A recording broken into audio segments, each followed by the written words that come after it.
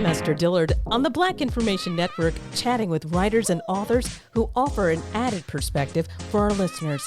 This is The Color Between the Lines.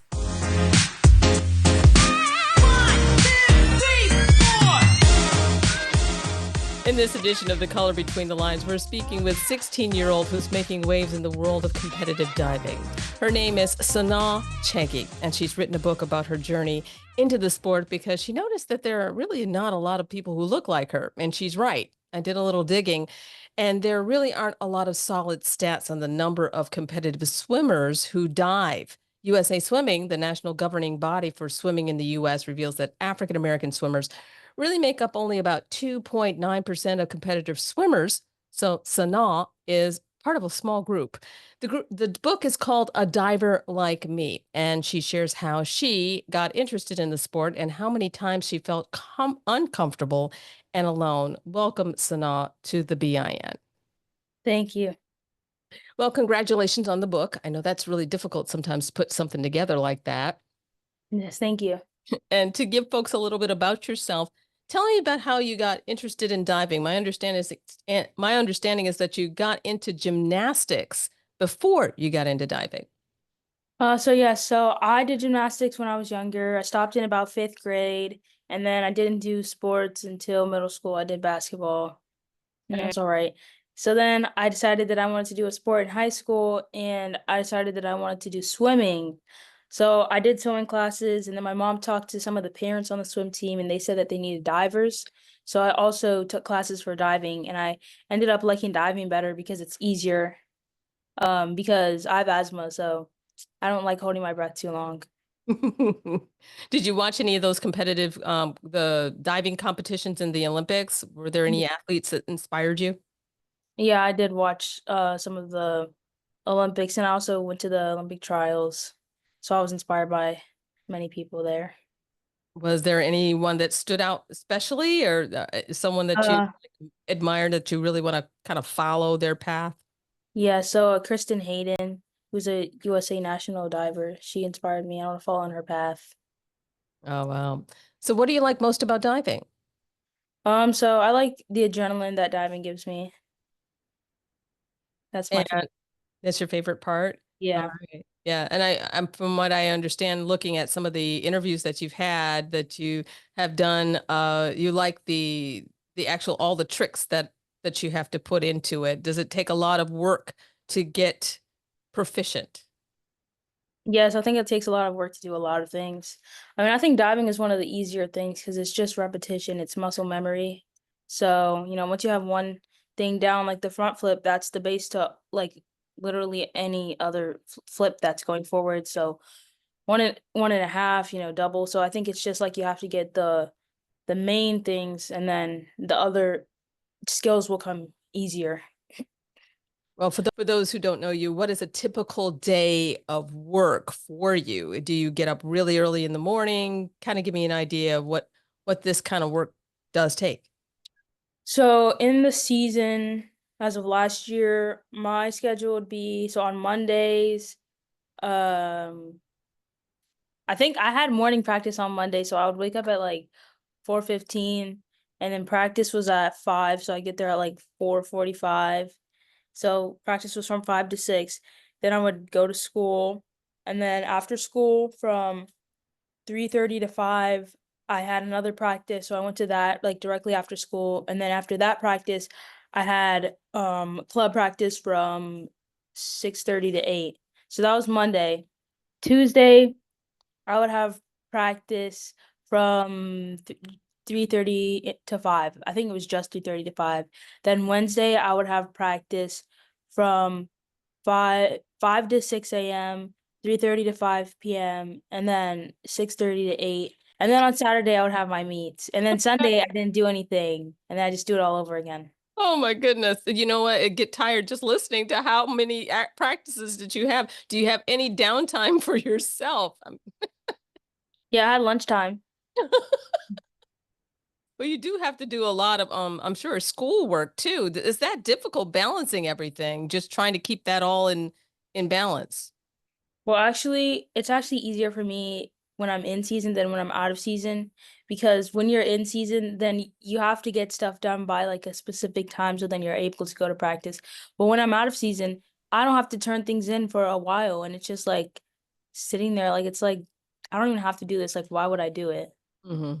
So I think it's easier for me when I'm busy. So like I have to get this done, so I'm gonna get it done right now. Well, you write about in the book that for those who haven't gotten the book, you t describe about how it was really made you feel, and it was really difficult for you going to these practices and getting there, and then there were a lot of stairs, and it just made you feel uncomfortable. What can you describe why, I guess, what you were feeling when you were coming into practices and why you wrote the book? So yeah, when I came into practices, it was uncomfortable. It wasn't fun. It's not fun to be stared at and you're the new person. But then as it went on, I just thought it was funny because, why not make light of the situation? Because I know it's going to keep happening. So I wrote the book to bring awareness, to help other people who are going through the same or different situations as me. Because it might not just be, it's probably not just in diving, it's in other sports. So this isn't just to help with diving specifically. This is to help with anything else. It could be in your workplace, like other, just like bringing diversity into things where diversity isn't. You wrote about an opportunity to go to the divers camp at an HBCU and how that experience was very different. Can you talk a little bit about that? Yeah, so going to the diving camp at the HBCU, I went to the Howard dive camp. It was fun because, everyone looked like me. It was like a family. Um, it's just like really different than like normal practices. Like it's like more fun and it's like more getting to know each other, and it's like everyone is like I think it's like everyone's more comfortable, and it's more fun. Yeah. Why do you think that there aren't as many Black kids involved in swimming events, swimming and swimming competition and diving? Do you think it's just that they don't particularly connect to it? What do you think? So first, I think that, well, I know that some people don't know how to swim, so that might be a reason. And then the reason that they don't know how to swim is maybe because their parents don't know how to swim, or their parents are afraid of the water, so their parents don't put them into those type of programs. So I think that's the first thing, is that they don't know how to swim. The next thing is that, why would you want to join a sport if you don't see people that look like you doing it? You're going to be the only one. Or if your friends aren't doing it. Like diving is not like a very common sport. So you're not going to see your friends doing diving. So why would you want to do diving if you don't have people, and like common interests with other people? So I think that is the main reasons. And how do you think you're going to turn this around? Um, well, first, representation.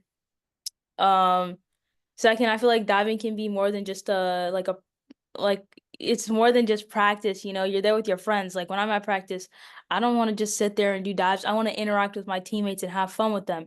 And then when other people see how we're so close and we're all friends and we're having this much fun, then they're gonna want to join the team too.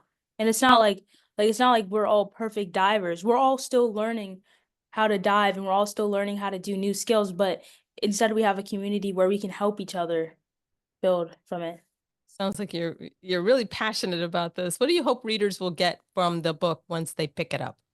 I hope readers are inspired to want to learn to swim. I want them to try diving because diving is a great sport. But also I want them to be encouraged to do other things like in the workplace, or a different sport, because it's not just about diving. So I just want there to be more diversity. Mm. What do you hope that to do for yourself in the next few years? Do you I know that this is your start, so where are you hoping to head? I'm hoping to head to college. And are you planning on trying to go for the Olympics, or is that something in your mind that you want to do, or you don't not really? It just depends on whatever the path takes you in college. I'm not sure yet. I think I want to focus on college. I want to dive in college, see if I am good enough to go to the Olympics, because I have a lot of work to do. So if I'm good enough, then like why wouldn't I do it? Like I will do it. You know, everyone's like, "Oh my gosh, I'll see you in 2028." Like I'm on the news in that year or something because I don't know where they're gonna see me. But yeah, I want to do college. I want to like take it step by step. Have one goal first. Yeah. I guess what would be your message to other black and brown swimmers who may feel really similar to what you're feeling, but don't have anybody to talk to about it? I would say keep going. Um, read my book. I mean, you can message me on Instagram and I'll reply in business days when I check it. But like I think it's just like it's not me. Like I'm not gonna be I'm probably the person that might inspire you, but like you have to inspire yourself. You have to motivate yourself. Other people are not going to be motivated to do things if the people that they're surrounded by are not motivated to do it. The reason that people like to dive at like people that dive with me like to dive at my school, like to come to practice, like to go to extra practices is because I encourage them to because you're doing it with your friends and it's fun. So you got to encourage other people to do it. Like people aren't going to join just because you told them to. So I think that they should just keep going. And if you want to see more people that look like you swimming or diving, then tell your friends and show them how fun it is. You're a great inspiration, Sanaa. I really appreciate you coming and joining us on the BIN. Thank you. That's it for this edition of The Color Between the Lines. The book is A Diver Like Me. I'm Esther Dillard on the Black Information Network.